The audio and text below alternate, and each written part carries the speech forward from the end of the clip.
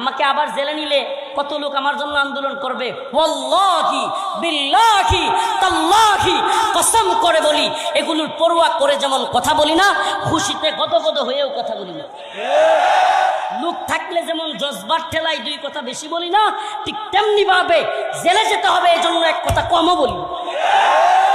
ভালোভাবে বুঝেন, যারা বলে ও হুজুকে মাদানি তো এই সেই বলে ফেলছিল, এই সেই বলে ফেলছিল, এখন জেলখানায় এসে শিক্ষা হয়ে গেছে, এদেরকে বলবো আরে পাগলের দল, তোরা বিরিয়ানি দিয়া সিন্নি দিয়া 50 জন লোক একসাথে করতে ঘাম ঝরে যায়, পাতলা পায়খানা ছুটে যায়, আর আল্লাহর ফজলে আল্লাহর বরকতে লক্ষ লোক আমাদের জন্য জামাত হয়ে যায় এমনিতে।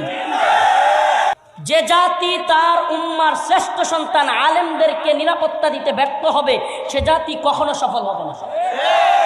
এটা মাথায় লিখে রাখেন যুবক ভাইরা। এজন্য বলবো ফাসলুদ্দিন আনিদ দাওলা শেষ। ধর্ম থেকে, দিন থেকে রাষ্ট্রকে আলাদা করার পরিকল্পনা বাতিল তাগুত সফলভাবে করে ফেলছে। ধর্ম থেকে রাষ্ট্রকে কি করছে? আলাদা অলরেডি করে ফেলছে। ফাসলুদ্দিন আনিদ দাওলা শেষ। এখন ফাসলুল আওয়াম আনিল উলামা, আলেমদের থেকে কিভাবে আওয়ামদেরকে আলাদা করা যায় সেই ষড়যন্ত্রে লিপ্ত আছে বাতিল এবং তাগুত। এজন্য বলতে চাই যুবক, প্রিয় ভাই এদিকে তাকান, এদিকে তাকান প্রিয় ভাইরা আমার। এজন্য বলতে চাই আলেমদের থেকে জুদা করতে যারা চায় এদেরকে দাঁত ভাঙা জবাব দেয়া লাগবে। আলেমদের থেকে জুড়ে থাকা লাগবে আলেমদের সাথে। এই উম্মার শ্রেষ্ঠ সন্তান উলামায়ে কেরাম থেকে আপনারা আশা করেন আলেমরা যেন জেলে যায়, রিমান্ডে যায়, ফাঁসির কাস্টে ঝুলে, কিন্তু যেন বাতিলের সাথে আপোষ না করে। কি আপনারা সবাই চান না? সবাই চায় আলেমরা যেন কি করে? আপোষ না করে। আলেমরা যেন হকের পক্ষে দৃঢ় থাকে, অটল থাকে, অবিচল থাকে, যা কিছু হয়ে যাক। দিন শেষে আপনি সে সমস্ত আলেমদেরকে ছেড়ে দেন। কি হলো তাহলে? আপনি শুধু চাইলেন কিন্তু আপনি পাশে থাকলেন না। মুরগির বাচ্চার মতো সিল যেমন মুরগির বাচ্চাকে ঠুস করে নিয়ে যায়, এভাবে শত শত আলেমকে ধরে নিয়ে যায়, আর আপনি ফেসবুকে একটা পোস্ট পর্যন্ত করতে পারেন না। আর আপনি আশা করেন এই দিন বিজয়ী হয়ে যাবে। আপনি যতদিন না পরিবর্তন হবেন ততদিন এ জাতির পরিবর্তন আসবে না। মনে রাখতে হবে, একবার হয়ে গিয়েছে। ও জাতি, বিশ্বাস করো, আমরা তোমাদেরকে মনে প্রাণে ভালোবাসি। এ দিনের জন্য, এ জাতির জন্য শাহাদাতের কুরবানি দেওয়ার জন্য তৈরি আছি। কিন্তু তোমাদেরকে বলে যাই, প্রত্যেকটা প্রোগ্রামে বলতেছি, তোমরাও আশা করো আলেমরা দিনের জন্য জীবন দিতে, জাতির জন্য জীবন দিতে প্রস্তুত থাকবে, রিমান্ডে যাবে, ফাঁসি কাস্টে ঝুলবে, কিন্তু সরকারের সাথে কিংবা কোনো বাতিল তাগুতের সাথে আপোষ করবে না। তাহলে তুমি কিভাবে সেই আলেমকে ছেড়ে দাও যে আলেম জেলে যায়, যে আলেম রিমান্ডে যায়, যে আলেম ফাঁসির কাস্টে ঝুলে? তুমি কেমনে ভুলে যাও? তুমি একটা পোস্ট পর্যন্ত করতে পারো না, তুমি একটা প্রতিবাদ পর্যন্ত করতে পারো না, তুমি একটা আন্দোলন পর্যন্ত করতে পারো না। বুঝতে হবে তোমার মধ্যে নিফাকি আছে। মনে কিছু নিবেন না। আপনারা ভালোবাসেন, মোহাব্বত করেন, এটা সত্য, কিন্তু পরীক্ষা আসলে আল্লাহ পাক যখন আলেমদেরকে পরীক্ষা করেন তখন আপনি সবাই ছেড়ে যায় তা বলবো না। অনেক লোক আলহামদুলিল্লাহ সুম্মা আলহামদুলিল্লাহ অনেকেই আমাদের পাশে থাকেন, পাশে দাঁড়ান, কষ্ট করেন, আমাদের জন্য জেল খাটেন, আমাদের জন্য সাংবাদিক সম্মেলন করেন, আমাদের জন্য রিমান্ডে যান। অনেক লোক আছে, কিন্তু আমি বলবো যারা আমরা সকলেই প্রত্যাশা করি আলেমরা আপোষ করবে না, আলেমরা দালালি করবে না, আলেমরা কাউকে কওমি জননী বলবে না, আলেমরা কাউকে জান্নাতে পাঠিয়ে দিবে না, জাহান্নামী কাউকে। আমরা যারা আশা করি তাদের কিন্তু আরো কাজ আছে। আরো কাজ কি? তাদেরকে অবশ্যই অবশ্যই উলামায়ে কেরাম যখন পরীক্ষার মধ্যে পড়ে যাবেন, উলামায়ে কেরামের জন্য ঝাঁপায় পড়তে হবে। তওবা করেন, একবার হয়ে গিয়েছে আর যেন না হয়। এভাবে উলামায়ে কেরামকে ধরে নিবে আর আপনি চুপ করে বসে থাকবেন, এটা হতে পারে না। আল্লাহ রাসূল হাদিসের মধ্যে বলেছেন, আল কাইয়িসু মান দানা নাফসাহু ওয়া আমিলা লিমা বাদাল মাউত ওয়াল আজিজু মান আতবা নাফসাহু হাওয়াহা ওয়া তামান্না আলা আল্লাহ। বুদ্ধিমান তো তারা যে মৃত্যুর আগেই তার আমলগুলো রেডি করে, আর বোকা কারা? যারা অনেক বেশি আশা করে কিন্তু কি করে না। ওয়াল আজিজু মান আতবা নাফসাহু হাওয়াহা, সে নিজের নফসের হাওয়ার অনুসরণ করে, অথচ আশা করে বিশাল। আজকে আমাদের অবস্থা কি? আমাদের অবস্থা হলো তামান্না অনেক, এই মনে হয় কালকে দিন প্রতিষ্ঠা হয়ে যাবে, এদেশের রাষ্ট্র ব্যবস্থা কোরআন সুন্নাহ অনুযায়ী হয়ে যাবে, কিন্তু আমার নিজের কোনো কাজই নেই। কথা শুনেন না কেন? কথা বলেন না কেন? নাকি অবস্থা এমন হয়েছে যে হুজুর অনেকদিন পরে দেখার সুযোগ পাইছি, কি কমু, খালি দেখতাছি। এটা আমি প্রত্যেক মাহফিলে খেয়াল করতেছি, প্রথম প্রথম কথাই শুনে না, খালি দেখে। এই লোকটারা দেখছিলাম ইউটিউবে, ফেসবুকে কি এই লোকটাই ছিল? এই যে এই ধরনের গোর, এটা শুনেন, ফেসবুক ইউটিউবে কার ফলোয়ার কত, এই সে, এগুলো কোনো সফলতার মানদণ্ড না।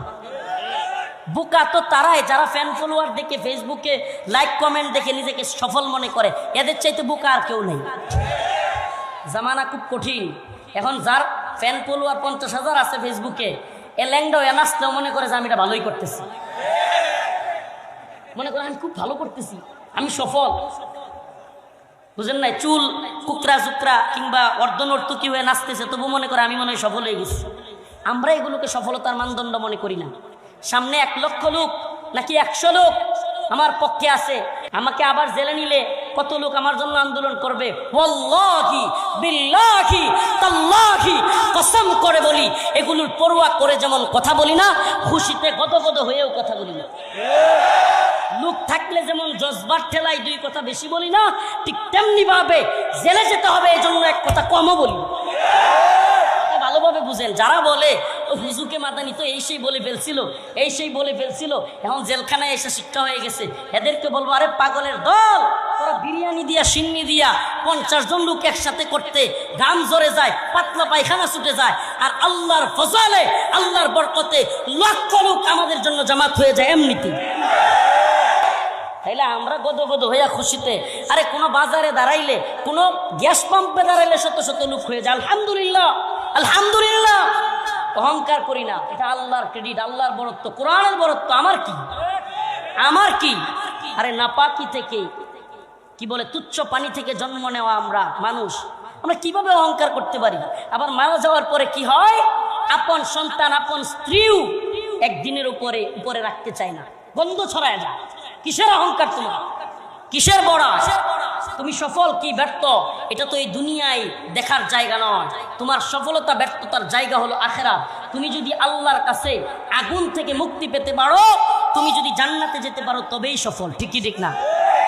আল্লাহ কোরআনে তো বলেছেন, ফামান যুহজিহা আনিন নার ওয়া উদখিলাল জান্নাতা ফাকাদ ফাজ ওয়ামাল হায়াতুদ দুনিয়া ইল্লা মাতাউল গুরুর। আল্লাহ তাআলা বলে দিয়েছেন, যে ব্যক্তি জাহান্নামের আগুন থেকে মুক্তি পেল, জান্নাতে যেতে পারলো, সেই হলো সফল, সেই হলো সাকসেস। সুবহানাল্লাহ। লক্ষ টাকার চাকরি, কোটি টাকার গাড়ি, বাড়ি, ব্যাংক ব্যালেন্স, সুন্দরী নারী সফলতার মানদণ্ড হতে পারে না। একজন মুমিনের প্রকৃত সফলতা হলো আল্লাহ পাকের ক্ষমা এবং জান্নাতে প্রবেশ করা। এজন্য আমি আল্লাহর কাছে মাঝে মাঝেই দোয়া করি, আতাইতুকা ইয়া খালিকি বাকিয়া ওয়া দামউল আসা কুল্লা হিনিন ইয়াজিদ وقد قلت في الآي لا تقنطوا وإن تعف عني فذا يوم عيد। আল্লাহ যেদিন ক্ষমা করে দিবে সেদিন তো মুমিনের জন্য ঈদের দিন। وإن تعف عني فذا يوم عيد। আরে আল্লাহ যেদিন ক্ষমা করে দিবে সেদিন তো আমার সফলতা। ঠিক কি ঠিক না? কাকে? আরো জোরে বলেন, কাকে? আরে আমার আল্লাহ তো পরীক্ষার কথা বলে দিয়েছেন। যদি পরীক্ষার হলে গিয়ে আপনি জানেন আপনার পরীক্ষা হবে কঠিন, তখন কিন্তু পরীক্ষার হলে গিয়ে মন সমস্যা হয় না। কোনো সমস্যা হয়? যে ব্যক্তি জানে আমার পরীক্ষা হবে সামনের 10 তারিখ, ডিসেম্বরের 10 তারিখ থেকে আমার কি, সে কিন্তু প্রস্তুতি নিতে থাকবে। সুবহানাল্লাহ। আল্লাহ পাক এজন্য আপনাকে আমাকে জানায়া দিলেন, ইয়া আইয়ুহান নাস কুল ইয়া আইয়ুহান নাস আল্লাহ পাক হাসিবান নাস আন ইউতরাকু আন ইয়াকুলু আমান্না ওয়া হুম লা ইফতানুন, তোমরা কি মনে করো তোমাদেরকে তুমি বলবা আমান্না আমান্না আমি ঈমান আনছি আর তোমাকে এমনি এমনি ছেড়ে দেওয়া হবে? ওয়া হুম লা ইউতরাকুন, পরীক্ষা করা হবে না? আল্লাহ পরীক্ষার কথা আগেই জানিয়ে দিয়েছেন। পরীক্ষার কথা আগে জানিয়ে দেওয়ার মানে কি?